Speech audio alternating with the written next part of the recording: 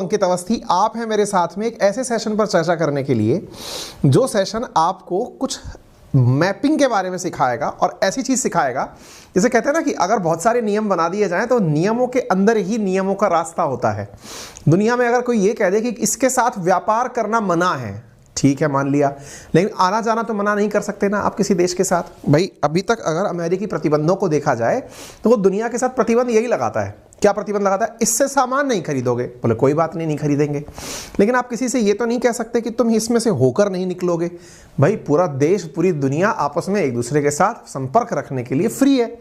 अब आपने अगर किसी देश के साथ में रास्ता ही बना लिया कि भाई साहब आपके खेत में से होकर अपन ने रास्ता बना लिया है, अब अगर ऐसा है तो जरा विचार करके देखो कि प्रतिबंध तो एक तरफ किनारे पे रखे रह जाएंगे। अभी तक जितना प्रेम इन दिनों ईरान और रूस ने एक दूसरे के प्रति दिखाया है उसकी मतलब एक्सट्रीम होने जा रही है। एक्सट्रीम होने से मतलब ये है, ये खुलकर मतलब प्यार का इजहार करने सामने आ चुके हैं। $25 बिलियन लगाकर, जैसे समझो पाकिस्तान के अंदर चीन ने $60 बिलियन लगाकर चाइना पाकिस्तान इकोनॉमिक कॉरिडोर बनाने का सपना देखा था, जिसका तर्क था कि अरब सागर से निकलेंगे पर यहाँ से इस माल को उठाएंगे और चाइना के अंदर पहुँचा देंगे, जिनजियांग प्रोविंस के अंदर। उसके लिए उन्होंने पाकिस्तान को बाईपास समझने का प्रयास किया था। रूस तो भाई साहब मतलब रूट ही बदलने का कोशिश कर रहा है, और ऐसा नहीं है कि इसके बारे में कभी हमने चर्चा नहीं किया आपसे, की है, लेकिन अब चूंकि खुलकर इजहार हो रहा है, इजहार में चीज़ें बात ऐसी निकल के आ रही हैं कि ईरान की तो चारों तरफ से अब मतलब दिन बढ़िया आ जाएंगे। कुल मिलाकर बात ये है, क्योंकि अमेरिका भी इसका कुछ बिगाड़ नहीं पाएगा। कुछ इस तरह की चर्चा ये लोग कर रहे हैं। आप पूछेंगे कि सर चर्चा में तो पहले भी आया था इनके बीच में कुछ रूट वूट बनने का, बिल्कुल आया था, लेकिन आज से पहले कभी ये तो नहीं सुना था ना कि दुनिया के सबसे उन्नत किस्म के लड़ाकू विमानों में से एक सुखोई 35 ईरान को देने के बारे में सोच रहा है रूस। सोच रहा है क्या है, उसको तो ट्रेड बढ़ाना है, और ट्रेड बढ़ाने के लिए ईरान खड़ा मिला है। और ईरान के पास अगर सुखोई 35 आ गए तो भाई साहब इजराइल की रातों की नींद उड़ जानी है। इजराइल की रातों की नींद उड़ेंगी ईरान के सुखोई 35 आने से। तो इजराइल यूक्रेन में जाकर के ईरान के कामिकाजे जो ड्रोन्स आए हुए हैं उनको गिराने लग रहा है। मतलब दुनिया को देखकर ऐसा फील आ रहा है कि पूरी तरह से एक फिल्म की तरह चल रही है पूरी दुनिया। फिल्म के अंदर किरदार हैं, किरदार में यूक्रेन और रशिया सबको पता है, लेकिन इनके पीछे अलग ही प्रकार की डिप्लोमेसी चल रही है साहब। यूक्रेन के अंदर टक्कर देने के लिए ईरान ने रशिया को कामिकाजे ड्रोन पकड़ा है कि आप मेरे ड्रोन से मारो इनको। अब भाई साहब रूस कामिकाजे ड्रोन लेके यूक्रेन में मारने पहुंचा। ईरान जो है वो दुश्मन है इजराइल का। इजराइल यूक्रेन को कहता है कि मैं बताऊंगा कि इसके ड्रोन कहाँ उड़ रहे हैं, मैं आपको बताऊंगा किस तरह से इनके ड्रोन्स को मारा जा सकता है। तो भाई साहब इजराइल के अंदर इजराइल जो है वो यूक्रेन पहुंच के सूचना देता है। ये सारी इंटरेस्टिंग कहानियां आज के सेशन में आपको मिलने वाली। सेशन थोड़ा लंबा हो सकता है, लेकिन पेटी बांध लीजिए, इंटरेस्टिंग भी होगा, नॉलेजफुल भी होगा। और इसी कारण से आपसे गुजारिश है कि एक बार जल्दी से शेयर भी कर दीजिए, क्योंकि जब आप सेशन शेयर करेंगे ना तो शेयरिंग इज केयरिंग वाली फीलिंग्स ही आएगी। आओ बताता हूँ मैं। देखो भाई फिलहाल के लिए खबर कुछ यूं, अरे भैया पीछे चलो, खबर तक तो पहुंचो। हाँ ये कहाँ गई, ये नाराज है क्या? हाँ, ये दोनों कलाकारों को आप देख लीजिए साहब, पुतिन बाबा पता ही है आपको, और ये ईरान के राष्ट्राध्यक्ष आपको दिखाई दे रहे हैं, ठीक है। अच्छा, कहना क्या चाहते हैं साहब, दोनों मिलकर के एक नया ट्रांस कॉन्टिनेंटल ट्रेड कॉरिडोर बनाने की चर्चा कर रहे हैं। दोनों दुनिया के मोस्ट सैंक्शनड देश हैं। मतलब अगर कोई ये कहे, ये क्या हुआ है भाई, आज कंटेंट थोड़ा सा ऊपर नीचे हो गया क्या? हाँ अब आई ना, एक मिनट। हाँ हम कह रहे हैं हमारी प्रेजेंटेशन में स्लाइड होगी, पीछे कैसे हो गई। ब्लूमबर्ग ने क्या छापा है, रशिया और Iran are building a trade route that defies sanctions, यानी जिनकी वजह से सैंक्शंस निष्प्रभावी हो जाएंगे। बकायदा इसके पीछे एक तस्वीर है, वो तस्वीर रास्तों की है, मैं वो रास्ते आपको दिखाऊंगा, है ना। 3000 किलोमीटर का ये लोग रास्ता बना रहे हैं, और इस रास्ते को बनाने के लिए इन्होंने क्या तरीके अपनाए हैं वो आज के सेशन में हम चर्चा करेंगे, ठीक है। अच्छा, एक होता है ना यार मेरे नंबर बहुत कम आए पेपर में, बोले कितने आए, यार मैं तो बिल्कुल बॉटम में ही हूँ, तो बोले बॉटम में ही है, बोले ठीक है, मैं अब तेरे से भी नीचे बॉटम में जाके दिखाऊंगा। अब दो दोस्त अगर वाकई में बॉटम में जाने की लड़ाई लड़ रहे हो तो प्रतिस्पर्धा वहां पे भी दिखाई देती है। ये दोनों कलाकार आपको रईसी और जो पुतिन साहब यहाँ दिखाई दे रहे हैं, ये वो हैं जिनके ऊपर दुनिया के सबसे ज्यादा सैंक्शंस लदे हुए हैं। आप सोचिए, ईरान वो देश था जिस पर दुनिया के सबसे ज्यादा सैंक्शंस थे फरवरी 2022 से पहले। पुतिन ने ये क्रेडिट या खिताब अपने ऊपर छीन लिया। भाई मेरे को चाहिए ये खिताब, क्यों? क्योंकि सैंक्शंस लगे तो मुझ पर लगने चाहिए सबसे ज्यादा। पुतिन के ऊपर सैंक्शंस फरवरी के बाद से सबसे ज्यादा, यानी रशिया के ऊपर सैंक्शन लगे हुए हैं। अब ये दोनों दोस्ती कर लिए, दोस्ती के दौरान कह रहे हैं कि यार अपन लोग ना इस सैंक्शंस को, मतलब दोस्ती को ना रिश्ते में बदल देते हैं। कैसे? बोले अब अपन ना एक ट्रेड कॉरिडोर बनाते हैं जिसके आधार पर हमारे ऊपर कोई भी सैंक्शन असर नहीं कर पाएगा। बोले इसके लिए क्या करेंगे? बोले नदियों को जोड़ेंगे, समुद्रों से आवाजाही करेंगे, जहां जरूरत पड़ेगी वहां ट्रेन के रूट बना देंगे। बोले अच्छा क्या करोगे? चलो तो फिर मैं आपको मैप दिखाता हूं। देखो भाई, इस मैप को एक बार देखने का प्रयास करें, हालांकि इजीली विजिबल है, दिख जाए तो बहुत ही अच्छा है। मैं ये मैपिंग को इसलिए बोल रहा हूं, देखिए मैं अगेन आप सबसे गुजारिश कर रहा हूं, आप में से बहुत से साथी मैपिंग को बहुत लाइटली लेते हैं। वर्ड पॉलिटिक्स समझनी हो या वर्ड ज्योग्राफी समझनी हो, अगर आपको मैप की जानकारी नहीं है तो वो आपके लिए अपने आप में एक बहुत ट्रबलसम चीज है। फिर भी मैं आपको याद दिला रहा हूं, मैंने मैपिंग की फ्री क्लासेस आपको लिंक में पिन करके दी हुई हैं, आप उन्हें जरूर एक बार देख लीजिए, क्योंकि जनवरी के फर्स्ट वीक में आपके लिए एक बिग सरप्राइज अनाउंस है। हालांकि वो मैं आजकल मैं कर दूंगा, क्योंकि मैं एक पूरा थॉरोली आपके लिए कुछ प्लान करके आया हूं। उससे पूर्व आपको मैपिंग पता चल जाए तो फायदा रहेगा। आइए देखते हैं। तो जनाब यहां पर आपके सामने जो मैप दिखाई दे रहा है, इसे एक बार फील कर लीजिए। देखिए ये रशिया है ना। इस रशिया के अंदर यहां पर एक जगह दिखाई दे रही है जिसका नाम है वोल्गाग्राड। उम्मीद है फिलहाल आपको वो समझ में इतना ज्यादा ना आए। मैं इसको थोड़ा सा जूम करके दिखाने का प्रयास करता हूं, शायद अब दिख जाए। देखो अब आपको यहां पर एक जगह दिखाई दे रहा है, दैट इज वोल्गाग्राड। एक बार में नाम अटपटा सा लगेगा, लेकिन अगर मैं आपको यह कहूं कि विचार करो कि यह यूरोप की सबसे लंबी नदी पर स्थित शहर है। लंबी नदी? कौन सी नदी? वोल्गा नदी। ये रही वोल्गा नदी, समझो कि ये वोल्गा नदी ही है जो आपको दिखाई दे रही है। वोल्गा नदी पर स्थित शहर का नाम है वोल्गाग्राड। ठीक है साहब। अच्छा, ये वोल्गा नदी गिरती कहां है? तो जरा देखो, इसको आगे की तरफ ले जा करके यहां पर एक चीज दिखाई दे रही है, that is Caspian Sea, Caspian समुद्र। वोल्गा नदी आकर कैस्पियन समुद्र में गिरती है। ठीक है। अच्छा साहब, अब जरा इस तरफ चलते हैं। आपको ये ब्लैक सी दिखाई दे रहा होगा, इसके ऊपर सी ऑफ अजोव एक बार के लिए शायद ना दिख रहा हो, मैं दिखाता हूं। एक बार और दूसरा मैप यूज करते हैं, फिर हम देखने का प्रयास करेंगे, शायद अब दिखाई दे जाए आपको। मैं यहां पर एक और मैप दिखाने का प्रयास कर रहा हूं। ये ब्लैक सी है, ब्लैक सी के ऊपर सी ऑफ अजोव दिखाई दे रहा है। पेन की जगह हम अपनी उंगली को पेन बना लेते हैं। ये ब्लैक सी, ये रहा सी ऑफ अजोव। क्लियर? अब देखो यहां से कैस्पियन सी, इधर से समझो वोल्गाग्राड जगह है, ये वोल्गा नदी पर बसा हुआ है। ये जो अजोव सी है ना, इस अजोव सी से एक नदी जुड़ी है जिसका नाम है डॉन नदी। पुतिन में डॉन है भाई साहब। यहां पर डॉन नदी है जो कि सी ऑफ अजोव में जाके गिरती है। डॉन नदी को वोल्गा नदी से जोड़ती हुई एक कैनाल है, आज नहीं बनी है, वो बहुत पुरानी है। ये दोनों नदियां एक दूसरे से कनेक्टेड हैं, डॉन और वोल्गा। फिलहाल के लिए प्लानिंग ये हुई है कि इस डॉन और वोल्गा नदी को आपस में मिला दो, ज्यादा चौड़ा करके मिला दो, ताकि परिवहन बहुत तेजी से होने लगे। बोले क्यों? कारण, क्योंकि अब अजोव सी पूरी तरीके से कब्जे में आ चुका है रूस के। कैसे हो गया और कब हो गया, अब मैं फिर से आपको यहां लेकर आता हूं। विचार करिए इस क्षेत्र के बारे में। अगर आपको ये सी ऑफ अजोव यहां दिख रहा है, पहले मैं इसको थोड़ा सा काट दूं तब दिखाई देने लगेगा। ये रहा सी ऑफ अजोव, ये रही कर्च स्ट्रेट, ये रही क्रीमिया, ये रहा पूरा यूक्रेन, यहां पर आपको ये दिखाई देगा, ये रहा ब्लैक सी। मैं थोड़ा सा बॉर्डर कस देता हूं ताकि आप इसको अच्छे से फील कर पाए। ये रहा आपके सामने। ठीक है। अब एक बार फिर से इसको जूम करते हैं। देखो भाई, आपको शायद दिखाई दे जाए, यहां पर आपको सी ऑफ अजोव दिखाई दिया। अजोव को कनेक्ट करने वाली ये रही लाइन जो डॉटेड आपको दिखाई दे रही है, ये क्या है? इधर देख लो। रशिया इसी जगह पर $1 बिलियन खर्च कर रहा है वोल्गा रिवर को सी ऑफ अजोव से कनेक्ट करने के लिए। कनेक्ट तो पहले से है, कर क्या रहा है? इसमें कैनाल को एक्सपेंड कर रहा है, चौड़ा कर रहा है, ताकि इनलैंड वाटरवे, इनलैंड का वाटरवे का मतलब क्या हुआ? देश के भीतर ही जो रास्ते बने हुए हैं जिनमें पानी में से वाहन गुजर सकते हैं, वो नेविगेबल हो जाएं पूरे साल के लिए। विचार करो क्या चल रहा है। समझदारों को तो समझ में आ गया होगा। जो रूट अभी तक यूं होकर जाता था, विचार करिए दुनिया में अभी तक व्यापार कैसे होता था।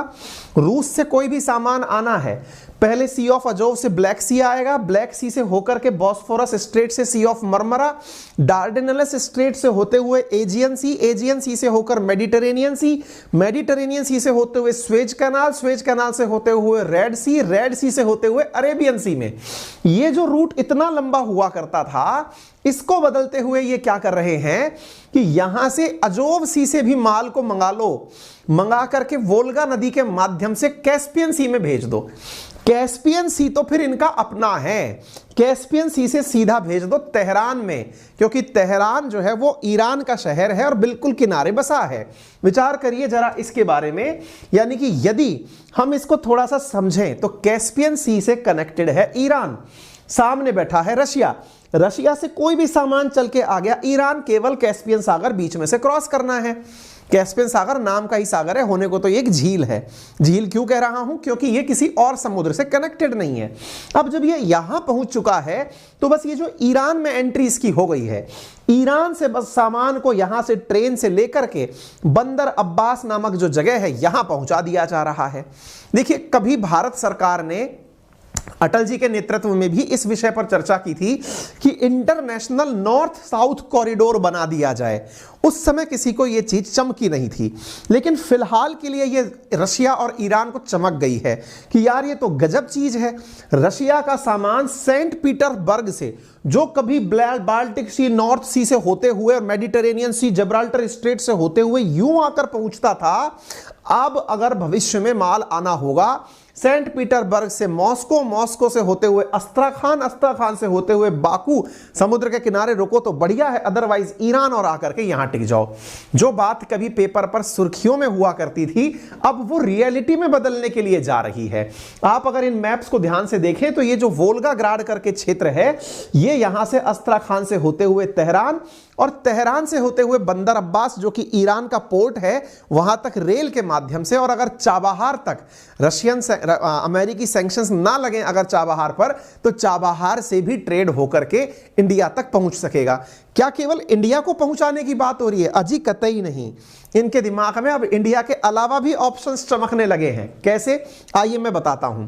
देखो, एक बार बंदर अब्बास नामक पोर्ट पर सामान पहुंच गया, इनको देखो कितने सारे ऑप्शंस यहां से दिखाई पड़ते हैं। रूस को अभी तक जो माल पहुंचाने में सबसे ज्यादा दिक्कत आ रही है, वो अफ्रीकन देशों को पहुंचाने में दिक्कत आती है। विशेष रूप से वो अफ्रीकन देश जैसे सूडान है, इथोपिया है, जिनकी कनेक्टिविटी में किसी भी प्रकार से, या फिर और नीचे की तरफ चले जाइए, जो देश इवन साउथ अफ्रीका तक भी अगर सामान पहुंचाना हो तो उसे बड़ी दिक्कतों का सामना करना पड़ता है। विचार करिए, एक बार के लिए ये वाली कनेक्टिविटी चालू हो गई तो भाई साहब, इंडिया तो चलो एक बहुत बड़ा मार्केट है ही उसके लिए, लेकिन इस बहाने इंडियन ओशन में जितने भी अफ्रीकन देश हैं उन तक उसका ट्रेड बहुत आसानी से हो जाएगा। अभी तक रूस के लिए अनछुआ मार्केट है अफ्रीका। भारत का तो केवल एक बहुत बड़ा उदाहरण है कि भारत तक पहुंचना है। भारत का मान लीजिए $25 बिलियन का व्यापार है, लेकिन भविष्य की संभावनाएं तलाशने के लिए तो वो काम करेगा। इसी वजह से $25 बिलियन खर्च करके ये इस रूट को पूरी तरह तैयार करने के लिए तैयार हो चुके हैं। न्यूज़ जो निकल कर आई थी वो ये थी दिसंबर 24 की। क्या निकल कर आई कि रशिया और ईरान मिलकर $20 बिलियन इस नए ट्रेड रूट को काम में लेने के लिए करने वाले हैं। बस यहीं से सुर्खियां बनना शुरू हो गई। कई जगह 25 लिखा हुआ है, कई जगह ये $20 बिलियन लिखा हुआ है। ये दोनों लोग इस पर पैसा खर्च करके, अब आप पूछेंगे क्या इनके ऊपर सैंक्शन का असर नहीं पड़ेगा? क्यों पड़ेगा? ऑलरेडी ईरान और रशिया तो खूब अच्छा व्यापार कर रहे हैं। फिर आप सवाल पूछेंगे क्या इसका असर ये नहीं पड़ेगा कि इसके पोर्ट से सामान होकर क्यों गया? नहीं साहब, व्यापार थोड़ी कर रहे हैं आपस में, ये थोड़ी कह रहे हैं कि ईरान का माल ले लो। रशिया तो अपना सामान इनका रूट यूज करके भेज रहा है। बोले जैसे टर्की के अंदर जो मरमरा सी है, जो कि बॉस्फोरस स्ट्रेट और डार्डेनल्स स्ट्रेट से एजियन सी से कनेक्टेड है, उस रूट का उपयोग करके कोई सा भी देश दुनिया के साथ व्यापार कर सकता है। टर्की उसका एक हिस्सा लेता है। अगर मान लो किसी देश का इजिप्ट के साथ व्यवहार अच्छा नहीं है, विचार करना जरा, मैं आपको थोड़ा सा मैपिंग के अंदर और लेकर चलता हूं। यहां आपको इजिप्ट दिखाई पड़ रहा है। आज जितना भी मेडिटेरेनियन सी और इंडियन ओशियन के बीच में व्यापार होता है वो स्वेज कैनाल की मदद से ही होता है। 99% व्यापार।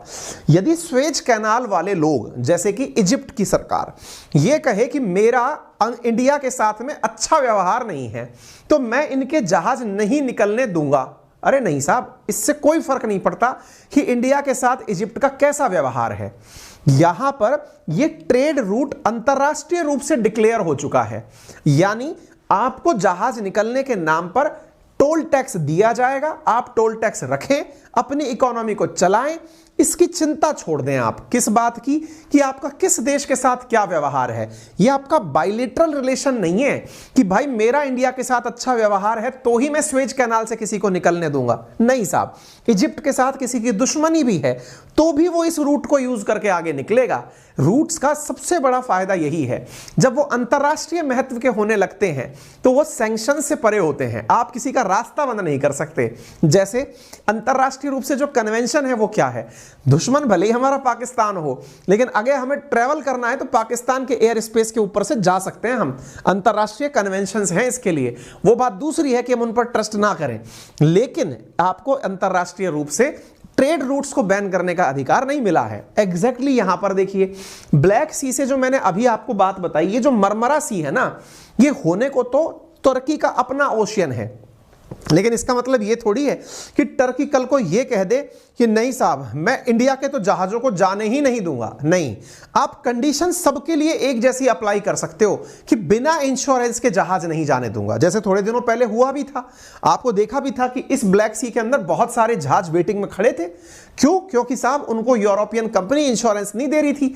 यानी इस तरीके से रशिया को यह बात समझ में आ गई कि यदि अपन ने रूट बना लिया तो फिर सैंक्शन संबंधी शब्द ही हट गया। अभी क्या होता है ना, अभी आप किसी और के माध्यम से किसी और का सामान भेज रहे हो। अभी क्या करना चाह रहे हो, मेरा पर्सनल रूट है ये, इसमें से किसी को भी अंतरराष्ट्रीय व्यापार करना है करो।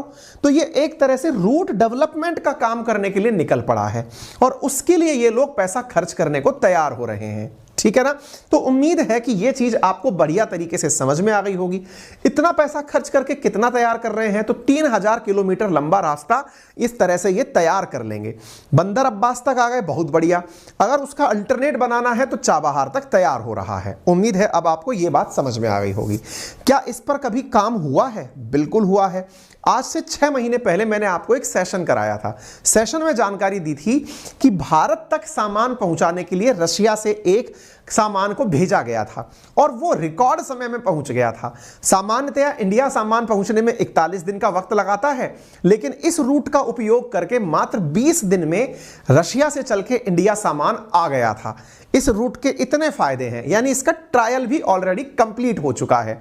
और भारत ने हाल ही के समय पे ईरान के डिप्टी प्राइम मिनिस्टर जो फॉरेन मिनिस्टर हैं उनको भी इसी चीज के लिए आमंत्रित करके बताया भी था कि सर आप इस काम के लिए थोड़ा आगे बढ़ें। जिन रिवर्स की मैंने बात की उनको आप लोकेशन पर देख लें। ये रही डोन रिवर और ये रही वोल्गा रिवर। इन दोनों को जोड़ने की इंटरलिंकिंग जो परियोजना है उसको अब ब्रॉड करने की बात चल रही है। पुतिन ने फिलहाल के लिए इस अजोव सी को बिल्कुल वैसे ही जैसे सी ऑफ मरमरा को टर्की अपना बताता है, स्वेज कैनाल को इजिप्ट अपना बताता है, ऐसे ही अब अजोव सी के ऊपर पुतिन ने अपना हक जाहिर कर दिया है। उसका कहना है कि अब अजोव सी के आसपास का पूरा एरिया, चाहे वो क्रीमिया हो चाहे वो खैरसान प्रोविंस हो, वो अब मेरे कब्जे में है। इसका मतलब सी ऑफ अजोव भी अब मेरा ही है, यानी कर्च स्ट्रेट हो या फिर सी ऑफ अजोव हो, अब वो रशियन हिस्सा है। रशिया के हिस्से से कनेक्ट करने में किसी को कोई दिक्कत नहीं होनी चाहिए। एक प्रकार से ये पूरी तरह से दुनिया को बाईपास करने का रूट बना रहे हैं। ब्लूमबर्ग ने यह तस्वीर जारी की, शायद आपको विजिबल ना हो लेकिन मैं आपको दिखाना चाहूंगा। साथियों, एक 32 किलोमीटर लंबी लाइन है जो कि सी ऑफ अजोव को Russian city Rostov on Don से निकाल करके कनेक्ट करती है वोल्गा रिवर से। अब आपको मैं यहां पर जूम करता हूं, जरा इसे अब आप देखें। शायद आपको यह दिख रही कैनाल में लाइन से खड़े हुए जहाज दिखाई पड़ जाएंगे। अर्थात ऐसा नहीं है कि वोल्गा रिवर और डोन रिवर के बीच की इंटरलिंकिंग अभी से पहले नहीं थी, अब उसे चौड़ा किया जा रहा है ताकि बड़े जहाज जो वेटिंग में लगे हैं, देखिए जहाज गिनती से लाइन से खड़े हुए हैं, उन वेटिंग को क्लियर किया जा सके और इसको गहरा किया जा रहा है ताकि बड़े जहाजों को यहां से डॉन वोल्गा कैनाल के 101 किलोमीटर लंबा जो चैलेंज मतलब रूट है उसमें से बड़े जहाजों को गुजारा जा सके।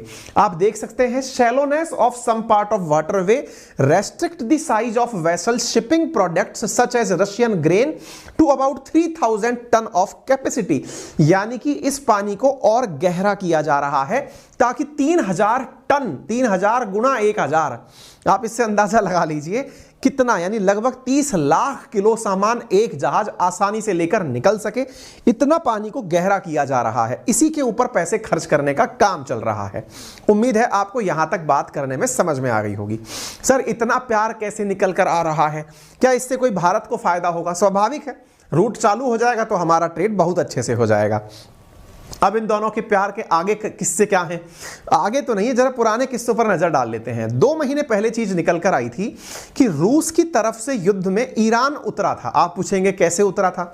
असल में यूक्रेन से लड़ने के लिए ईरान ने रशिया को कामिकाज़े नामक ड्रोन्स पकड़ाए थे। अब आप पूछेंगे क्या रूस के पास ड्रोन नहीं थे क्या? रूस ने शायद ड्रोन्स को अंडर एस्टिमेट किया हुआ था। उसे लगता था कि जब मेरे पास तलवारें हैं तो मुझे सुई की क्या जरूरत पड़ेगी, लेकिन कई बार जहां सुई काम आती है वहां तलवार काम नहीं आती। ये उसके साथ बड़ी नासमझी हुई। उसको सुई भेंट करी ईरान ने, और कहते हैं ना कि भाई साहब अगर किसी के काम आप आ जाएं तो वह आपका काफी एहसानमंद होता है। ईरान ने अपने कामिकाज़े ड्रोन रशिया को पकड़ाए थे। रशिया ने उन्हीं ड्रोन से यूक्रेन पर काफी बमबारी की। परिणाम यह निकला कि ईरान के प्रति वो ऑब्लाइज्ड हो गया कि बताइए पुतिन खुश हुए, आप क्या चाहते हैं? इन्होंने कहा हमें सुखोई 35 चाहिए। चलिए तो इसके बारे में बात कर लेते हैं। खबर यह है कि यहां पर आप जो देख रहे हैं कि Russia to supply Iran with dozens of Sukhoi Su-35 fighter jets, ये आपको यहां पर दिखाई पड़ते हैं। अर्थात रशिया को यहां से 35 सुखोई बेचने के लिए एक मार्केट मिल गया। ये यरूशलेम नहीं, टाइम्स ऑफ इजराइल की खबर है। यानी कि सुखोई 35 जिनकी क्षमता 2390 किलोमीटर प्रति घंटे की है, ये इन जहाजों को अब ईरान को देने वाला है। बोले अचानक कैसे? जहाजों की डील तो बड़ी मुश्किल से होती है। अजी साहब माल तो तैयार रखा था, किसके लिए? इंडोनेशिया के लिए। मुसीबत यह हो गई कि इंडोनेशिया और इजिप्ट पीछे हट गए। कब से पीछे हट गए? युद्ध की वजह से पीछे हट गए कि पता चले कि रशिया से सुखोई खरीद लिए, अमेरिका नाराज हो गया। और उन दिनों तो G20 भी होने वाला था, इंडोनेशिया पीछे हट गया था। रशिया का माल तैयार था, इस चक्कर में उसने एक हाथ ही दोनों काम कर दिए। दूसरा काम क्या किया? ईरान के पायलट्स को बुलाया, आओ भैया जरा ट्रेनिंग दे दूं आप लोगों को, सुखोई 35 कैसे चलाते हैं। बना बनाया माल रखा था इंडोनेशिया के लिए, ईरान को टिका दिया। सुखोई 35 अब ईरान को मिल जाएंगे। इसका फायदा क्या होगा? देखिए ईरान के पास में 1979 के बाद में कोई बढ़िया टेक्नोलॉजी वाला फाइटर जेट नहीं आया था। फायदा यह होगा कि अब ईरान उनका उपयोग करके इजराइल को धमकाने के लिए सीरिया में प्रेजेंट हो जाएगा। यह अलग कहानी है, मैं इन कहानियों को सुना दूंगा, आपको जल्दी नींदें आ जाएंगी। इससे बेहतर है कि फिलहाल यह समझें कि ईरान और इजराइल अपने लिए एक जगह और तलाश कर रखे हुए हैं जिसका नाम है सीरिया। सीरिया में बशर अल असद की सरकार है और बशर अल असद की सरकार रूस के द्वारा समर्थित सरकार है। ईरान की वजह से, रशिया की वजह से अब ईरान भी सीरिया में एंट्री कर पाएगा और सीरिया में एंट्री करके वहां से इजराइल को टारगेट कर पाएगा, क्योंकि इजराइल ने काफी नुकसान पहुंचाया है ईरान को। अब आपके दिमाग में बड़ा द्वंद आएगा, क्या करें सर, हमारे 2 दोस्त आपस में लड़ रहे हैं। हमारे असल में 3 दोस्त आपस में लड़ रहे हैं। इजराइल भी हमारा दोस्त है, ईरान भी हमारा दोस्त है और रशिया भी हमारा दोस्त है। हम क्या करें? व्यापार करें? यही तो है डिप्लोमेसी। अपना हित समझें और अपने हित के लिए सबसे कहें शांति शांति शांति। ठीक है, तो फिलहाल के लिए जनाब बात यह है कि इजराइल की परेशानी लाजमी है, क्योंकि आने वाले समय में ईरानियन ड्रोन्स का बदला लेने के लिए, जो यूक्रेन के अंदर एंट्री मारे थे उसका बदला लेने के लिए भाई साहब इजराइल के पास खुद ईरान पहुंचने वाला है। अब आने वाले समय में देखते हैं क्या होता है। फिलहाल के लिए जानकारी इतनी ही थी। अगर आपको जानकारी पसंद आई है तो अपने सभी साथियों से इसे साझा कर दीजिएगा। चैनल पर नए हैं तो सब्सक्राइब कर दीजिएगा। रात के 11:15 बजे 12,000 साथी लाइव हैं, इसके लिए आप भाई साहब हमेशा के लिए प्रशंसनीय रहेंगे। बहुत बहुत धन्यवाद। अपना ख्याल रखें, बड़ों का सम्मान करें, छोटों को प्यार दें। और हाँ, मैंने मैपिंग की क्लासेस आपको पिन करके दी हुई हैं, इन्हें जरूर देख लें, क्योंकि एक बार आप इन्हें कर लेंगे तो न्यू ईयर में पढ़ाई के लिए जो हम नया मिशन शुरू करने जा रहे हैं उसमें बड़ा आपको योगदान मिलेगा। एक गजब चीज आपके लिए लेकर आ रहे हैं, निश्चित ही बेनिफिट होगा। जल्दी ही उसकी घोषणा भी आज या कल के सेशन में हम कर देंगे, मुहूर्त तलाश रहे हैं। चलिए, धन्यवाद आप सभी का। शुभ रात्रि।